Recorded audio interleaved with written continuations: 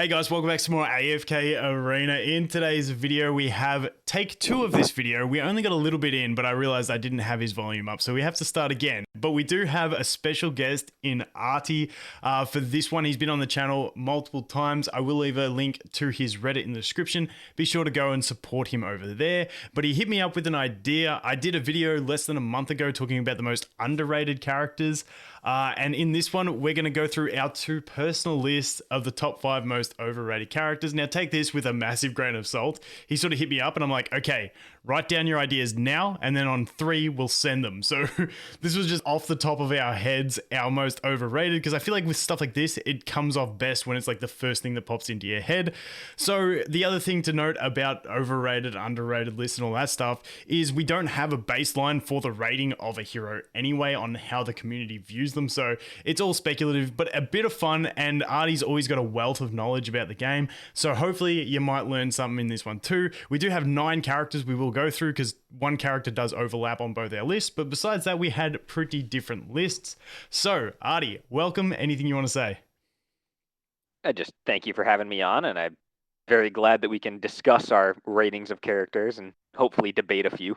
For the second time. Yes, we can. Okay, so we're gonna kick it off with my list. I'll take the bullet. You guys can disagree with my list first, and that's another thing. Pause the video now. Enter your list of the top 5 most overrated characters. Number 1 being the most overrated, 5 being the least overrated. Really curious to see what people come up with. But for me, number 5 on my list ended up being Ainz. Now, for me, Ainz is still a very, very, very good character.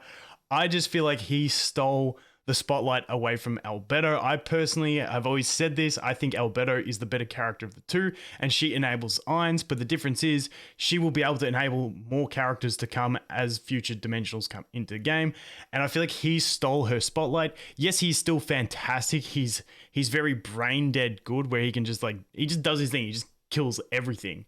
But once again, I feel like even though he is good, I feel like he's incredibly highly rated, and he stole some of that rating away from Albedo. What do you think? What do you think, Arty? I think that's pretty close to what I'd assess with him. I think he's a very strong character. He's currently a top 5 carry in the entire game, but he's on the bottom of that list. He just doesn't do enough without Albedo and without requiring 2, 3 other characters to enable him. Yep. And like right now, he falls. Sorry. I was just going to say, while we're on the topic of the top 5 carries, who are the others? I'd say right now your other best sets are going to be a Mahira plus a Raku or Khazard. Usually those sets kind of go hand in hand. A Grez or a Daemon. A Lucretia, and then a Thorin. Yep. And then he sits there at number 5, you reckon, on those carry lists? Yeah, I'd reckon he would be the first to fall off, although definitely not leave the meta anytime soon. Yeah, 100%. And what else were you saying before I rudely interrupted? I think that's exactly what I was going to say. Ah, okay. Beat you to the punch, probably because this is the second time we recorded it, eh? So don't worry. Once we move on from Ainz, we only got through Ainz before I realized his volume was too low. So that is number 5 on my list, Ainz. Let me know what you guys think about Ainz being overrated. I just think he's that highly rated that he can slip onto an overrated list, even though he's still incredibly strong. Next up on my list, this is going to be a controversial one, and this falls into that same mold of how this character is probably one of the highest rated, I'd say, characters in the entire game, I think, and that is going to be Rowan. Rowan is still an absolutely godly character. I put him on the overrated list because even though he is so good, I find mainly that he's good and valuable in any team, but I feel like he's not necessary in many teams outside of like the Mahira comps and the Pippa comps that need to ult as fast as possible to make the team work. I feel like even though he's so good and useful in so many comps, he's not actually a pivotal point where he's the core member of many teams. Thoughts? I'd pretty much heavily agree. Rowan is kind of like the glue to a lot of teams, but he's not the woodwork. He's not what makes it. I think the reason he's hyped so highly, and I say very highly because if you've ever looked at a lot of new players when they're getting into the game, their first thing is, I need Rowan copies. I need Rowan copies. It's Rowan or Damon. Usually it's one of the two that a new player always focuses. And Rowan just doesn't carry a stage. He's a support. He's a good light bearer, but it's because light bearers are so unbelievably poor right now. Yeah. And I think you see him in a lot of like end game type, like when you look at replays, he's highly in them due to the fact that he is splashable into any team, but not because he is the needed character. And as for early game, and I'm not saying don't build Rowan, I think everyone should have a 30 sync drive and Rowan. I just think his value is still really strong, but we're just talking about the overall rating of the character. And the other thing is, in the early game, like you say, people talking about Rowan, if you get the copies nice, I honestly personally think that Silas is a much better support in the early game than Rowan, especially pre-121 or 141 whenever he gets his potions refreshed. But that's just my personal opinion as well. But any other thoughts? Me and you share the same opinion. I think Silas very early on is extremely powerful in comparison to Rowan, and I don't think Rowan is really worth using that much until he's probably like level 141 has a signature item going. Yeah, and has that, yeah, until he gets that energy potion is the big thing. But still, don't let it take anything away from Rowan. He is still a fantastic character. Definitely worth the signature item investment, because, once again, it's a versatile character that you can splash around just about anywhere. Moving on to the next one, number 3 on my list. This one actually fell in to be number 2 on your list as well, Arty. And that is going to be the twins. Now, the reason I put twins on this list, because I had a rant to Arty before we even came up with the video topic about the twins. And for me, the twins are that annoying character where that you don't get in. Me personally, you guys might. Everyone's different. I don't get enjoyment out of building the twins because they're not a tank where, like, once you build them, it's like they're like supporting your team. They're not the DPS where once you build them, they're able to kill the enemy team. They're just that support where they get one shot because one of them runs into melee. They don't protect your team. They're just there to do a supportive role. But because they have one that runs into melee to commit suicide, you need to get them ascended to be able to use them in campaign and stuff. Now, they're still fully functional at low ascensions in, if you're free to play in, your boss battles and stuff like that. But I just feel like the investment in them is really, really high. And since the sort of fall of God Comp, I feel like the twins are still incredibly highly rated, but the value that they bring in ascending them has very much diminished, seeing as they aren't as impactful in campaign, and you can still use them in boss fights at lower ascension. Thoughts? I'd kind of match a very similar ride where I think they are a strong character, they're a nice character, but investing in them just doesn't have a very high payoff. Their signature is nice, but it's not huge. Same with their furniture. It's good boost to a character who you just feel like you have to invest in to make them anything outside of bossing. And I think with the way they are now, outside of bossing isn't a very relevant point. Yeah, definitely. Well, that covers one off your list. So you only have to get flame about 4 of yours. So we're moving into number 2 on my list. Now, this one I wasn't too sure about. Because this guy is, I don't know how highly he is rated. I just threw him on there, but let's get in and discuss anyway, if I can scroll down far enough. You're getting flack for this one. Yeah, and that is Arthur. So I think Arthur is, I still think Arthur is a great character. You get him from the lab store.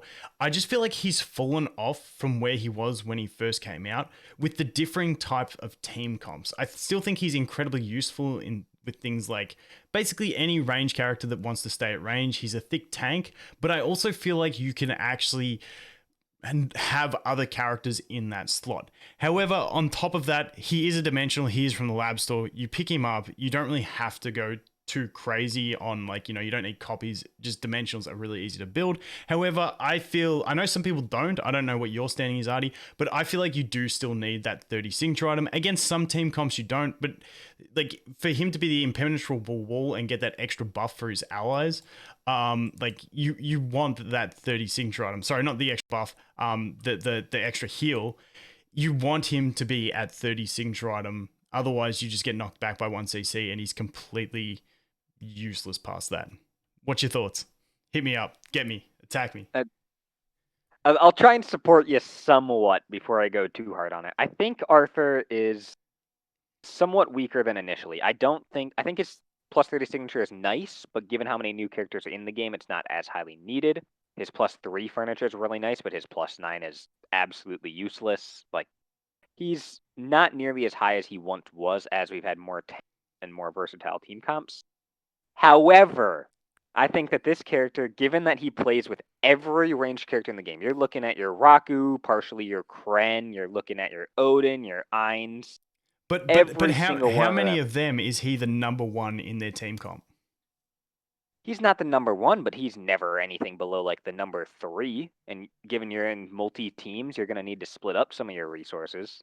Yeah. Keep going. Keep hitting me. I just like if you're gonna put him with an Odin, you're gonna get your Odin portals going 3 times faster. You put him with a Raku, and you're probably doubling your damage. Maybe not double, but you're gonna increase your damage by a significant margin. With Ainz, literally an impenetrable wall who also makes Ainz auto faster. I just want everyone to take note of the complete bias that Arty is showing right now with his exaggerations in statements. 3 times faster for Odin. You heard it here first. Just kidding. Just kidding. It's definitely not 3 times faster. I put Arthur down. I'm like, oh, I'm going to get hate for this one. Actually, I thought about every character I put down because someone's going to love it and it's going to hurt. No, but keep going, Arty. I enjoy the beating. I do think he isn't as high as he once was, but I don't think he's super overrated right now. I just don't think he's not really rated anywhere. I've just found him as like the pinnacle of a good. Yeah, he's probably for me putting him on an overrated list. He's probably not rated high enough for him to be overrated. But once again, that was the disclaimer we put at the start. So eat it. Anyway, we're gonna move on to we're gonna move on to number 1 on my list. Now, this one, I feel like this character was incredibly overrated for a period of time. I feel like the general consensus has fallen into line with the rating of this character, but I still had to put it on the list, and that is gonna be Taylin. Taylin was the queen of the game for such a long period of time.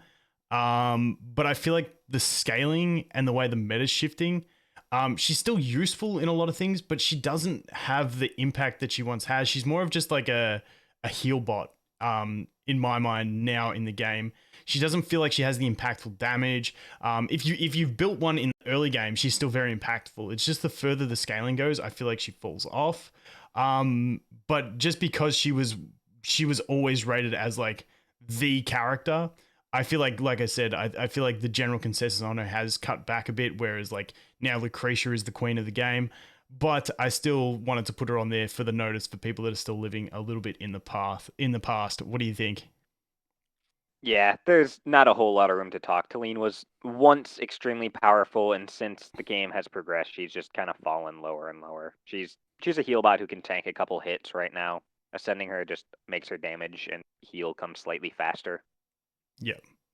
That's good. Well, at least we're through my list. So now we get to go on to Arty's list. So number 5 on Arty's list, and I think this will ruffle a few feathers, is gonna be Leica. Take it away, Arty. All right, so I think Leica herself is not that overrated, but there's a few parts of her and a few parts of her kit that have gotten to a point where they're further incentivized than they should. One of the biggest parts, 2 parts for her, her furniture. I think her +9 was something that I initially rated very highly, but as deficits have grown, this has dropped dramatically in relevance. Your double debuff isn't going to be that relevant when your Leica's used to increase Lucretia 5 pull, or it's used to increase or used to speed up a Thor and cheese. You're just not getting the use out of her furniture compared to what you would where she would actually deal damage. Yep. And then the other part of her is her +20 signature item, where it scales off your accuracy being higher than enemies, but as you're getting further and further into campaign, you're hitting these 200+ deficits. It's nice, it's great for PvP, but as you're reaching these really high scalings, you're just not getting the damage increase from it. Yep. Is that all you got? Yep. Yeah. So for me personally, whenever I've thought about Leica, I've rated her very, very highly, but I've never given given a crap about any of that stuff. It's literally always been just about this. Like, literally, that's all I've ever rated Leica on. When Furniture first came out, it was pretty cool. Like, on Chiasma, when we were doing some pretty crazy damage with her as well, she became like a secondary carry. But like you said, now it's all about scaling damage, not just attack-based damage that goes defense and stuff like that, except for Lucretia, obviously, because she just scales ridiculously to the moon. But it's always been for me about this one on Leica, and I feel like this can never be overrated. I just feel like it's so valuable to making teams work. Now, it's kind of a Rowan situation where this ability here can go into any team, but it's not necessary in any team. But I feel like the amount of teams where it's like, okay, I'm failing, let me put my Leica in and I'll win, is ridiculous. So I can see where you're coming from, but for me, I just really always loved Leica since the beginning of the game. But that's just me. I like speed.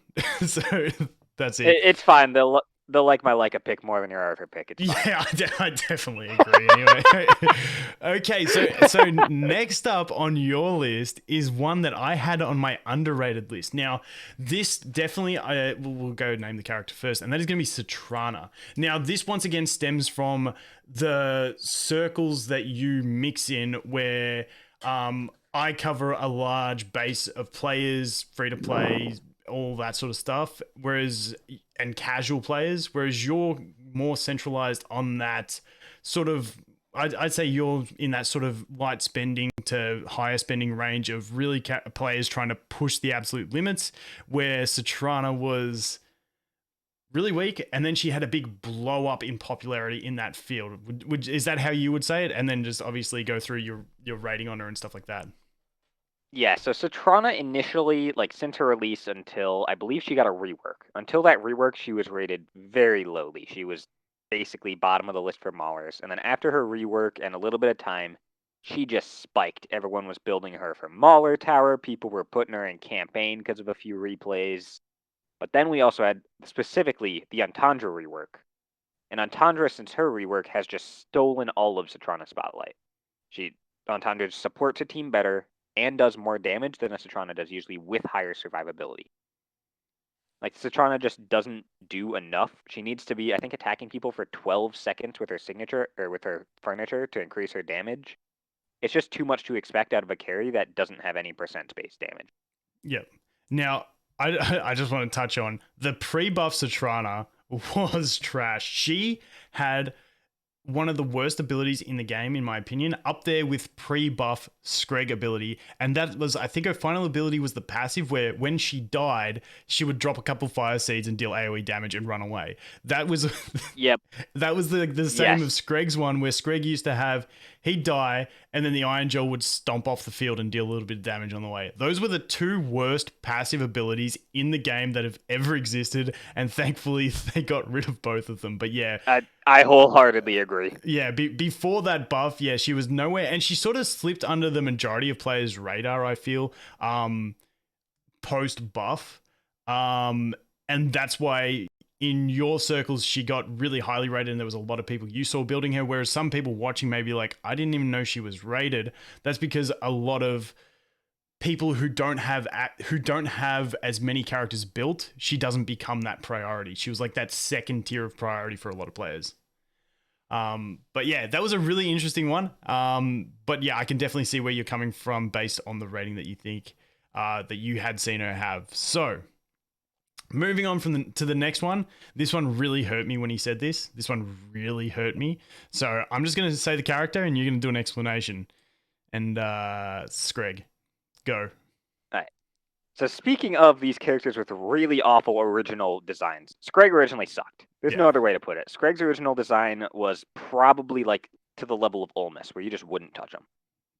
Yeah. Since his rework, and specifically the biggest part of him that has hyped him up, is his +9 furniture. I think this is something that I have always put in a tier where it is super strong if you can make use of it, but we just haven't had an invade team come up. We've had some nice pieces to invade. We've had some cool characters who work with invade, but invade itself just has not risen. It's just not high enough at high campaign deficits. You've got Kren, who's cool. You've got some characters like ZOROTH and Athalia who are rising a little bit, but there's just better support options for invade teams. I think Screg is being built. He's cool, but he just isn't good enough to compete with the top of the game. Yep. On top of that, I just want to say that I don't think it's really the 9 furniture that's the most important one. I honestly feel like it's the 3 furniture that is the most important on his kit. Depending on your team, obviously, because a lot of the invade type strategies, for instance, if you use Zafrael and stuff like that, you can do big damage without the ults, and you get a really good investment from that 3 furniture without needing that energy. Yeah, that's definitely a point of talk. I think the +3 is quite effective. I've always known him for the +9 for both effects compared to just doing a +3 on him and then dropping him. Yep. Yep, definitely. Well, there you go. Let me know what you guys think about that one. I've just always loved Screg, so I'm completely biased towards the guy. I think he's wicked. I think also since he got the Stampede thing where the little Iron Jaw, I think that's really helped him. But to be honest, I think his rework came before Furniture, and it wasn't until Furniture that he actually started seeing some viability because his Furniture is huge. His design still wasn't that great. The only thing that I really enjoyed about it was the addition of the Iron Jaws running through for a bit of extra control, but definitely that Furniture. And obviously his passive, which I think his passive was always similar. I don't think it was the exact same as this, but it was always similar. Makes him just really tanky with some good support and a little bit of control as well. But as you heard it here first, Arty thinks he's overrated. Anyway. I'll stand by it. Anyway, moving on from that, number 2 on Arty's list we've already gone through, and that was the Twins, which brings us to number 1 on Arty's list. Now, I'm keen to see in the comments what you guys think about this one, and that is Iron. Arty, go. All right, so I will stand by it. Iron has been falling out of campaign meta for months. I will wholeheartedly believe Iron has turned from a carry into a support unless you are specifically putting him inside of Queen 5-pull sets. I don't think he carries anywhere else. In PvP, he's already dropped out of the top end primarily. In PvE, he's just a Lucretia 5-pull support. If you're using him with like the Chicken 5-pull, the Chicken Queen 5-pull, usually Queen and Chicken are your actual carries, and Iron is just there to pull. And I think that his investment, I think his +30 at this point is even too much for a lot of people. His Furniture, I don't like anything beyond his +3 even. I don't think the character is very strong right now. I actually completely agree with this. I was actually playing on my free-to-play account, and I got into chapter, 32, where then I started needing 3 teams. And because I got some engravings on my Lucretia now, my Lucretia can pretty much just work with whatever she wants. At the deficit I'm at, because I'm not a huge deficit. And then I've got my Irons team, and then I'm like, but I've got this 5-pull and an invested Iron, but he just flops so hard every time. And I was like, wow, I was really only using him as a support the whole time. A level 30 signature item, which used to be like mandatory for him, isn't really necessary because the amount of times he actually gets towards an ult and it having an impact on the battle isn't really worth it. So I actually agree with you on the Iron. I still think he's a fantastic support in those Chicken Iron teams in the 5-pulls. But like at the moment, the premier use in that team is going to be to support a Lucretia. I feel like if there is you obviously mentioned the Queen team, which ain't too bad either. But I feel like if there's a new character, who knows, maybe there's new Graveborn. We're recording this before the new Graveborn comes out, so he might be trash and you guys might be laughing at it, so whatever. But like if a new character comes in that really, really just like dominates in the 5-pull as a carry, then I feel like Iron gets his spot back. But I feel like overall, like you said, the 5-pull is pretty much primarily just used as a Lucretia support with where the meta is at the moment. There is one thing I just thought of that might make Iron to relevance, though, as I was kind of looking at my hero list. Iron specifically has a very low natural power. It's something a lot of people don't look at, but he has no union, and a lot of his stats don't give him a very high power. I believe on my list of fully maxed Wild Bears, he is second to last with full gear. But if he gets a union or something that increases his power significantly, him being able to get Barricade in a 5-pull set may change a lot of things, but as it stands right now, he loses to basically every other character in a 5-pull team. That is for any sort of power. That is actually an incredible point. For those that don't know what he's actually talking about there, the Barricade, which is the tank artifact, it prioritizes the highest power ally on your team. So Iron being so weak in general stats and raw power means he's never going to get protected by the Barricade. so he doesn't get that avoidance of death. That's actually a really good point, because that's the problem he has in most 5 pools is he just dies so quick after the group. But yeah, any other mention on Iran? I don't believe so. Okay, so that just about does it. Is there any other characters you thought about, Arty, whilst we were doing that?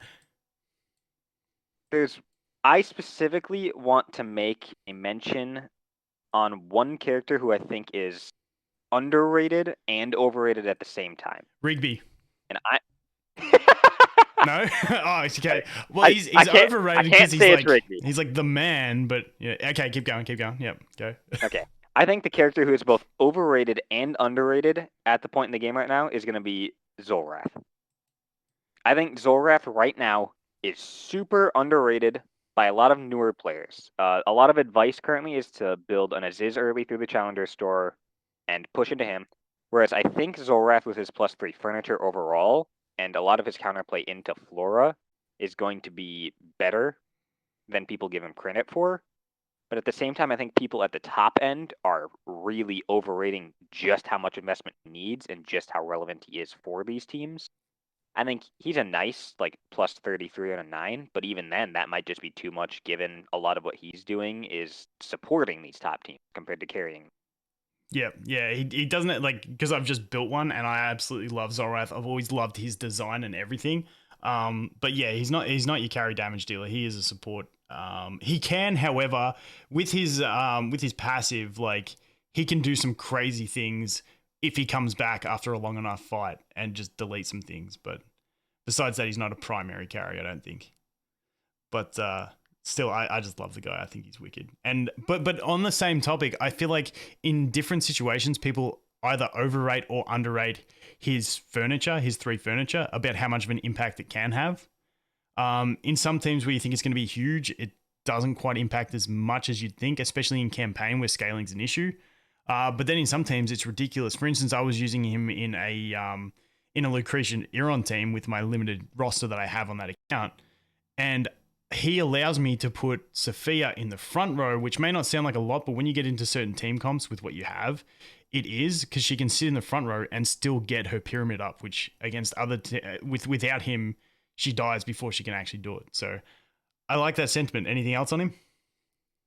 One other little fun fact with him that while I was thinking about it is that he is specifically a very, very important character for countering Flora as you get later into the game. There's a few newer sort of discoveries with him, like with his +3 furniture, you can tossy banish Flora if she's the highest attack. And also if you have an Athalia with Call and a ZOROTH, she will initially disrupt Flora. And as long as you can keep her locked down with a Mahira Charm or Kren Bombs, she won't fly up. That's actually huge. I didn't even know that. Could be a whole video coming out of that. Stay tuned. If any for the normal 10% of people that are still around this time, you heard it here first, Arty. So anything else? Any other characters or anything else in ZOROTH? Anything like that? I don't think so. Okay, so the one other thing I just wanted to touch on was Lucretia, just because obviously she is the highest rated character in the game.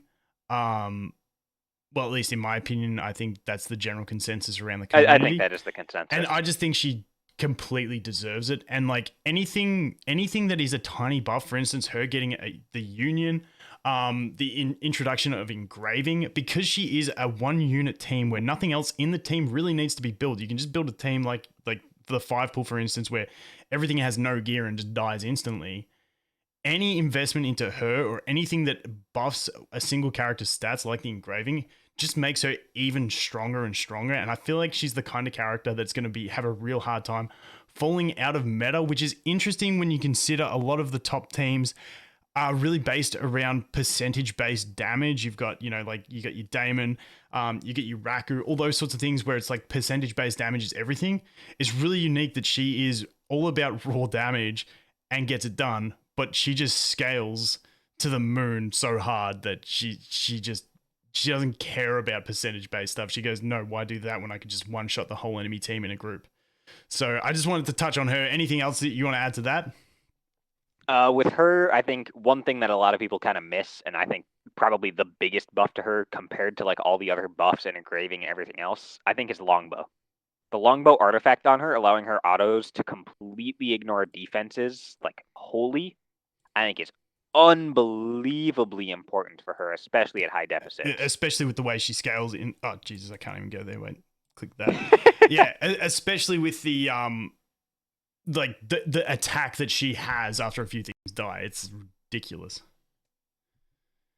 But that is a really good one because I don't have the longbow on my accounts that I have Lucretia on, so I'll have to get there and test it. That is a very valid point. But yeah, just reiterating that Lucretia, she earns her spot. That's why she's not on the overrated list. But do you have any other closing statements or anything you want to say, Arty? Just thank you for having me on. It's been a blast to record this, and I hope everyone has a wonderful day. Beautiful. Well, let us know what you guys think in the comments once again. These things, anything opinionated is always going to be a fun discussion in the comments, so I look forward to reading it. But anyway, guys, thanks for watching. Hope you have an awesome day, and we'll look forward to seeing the next one. Cheers.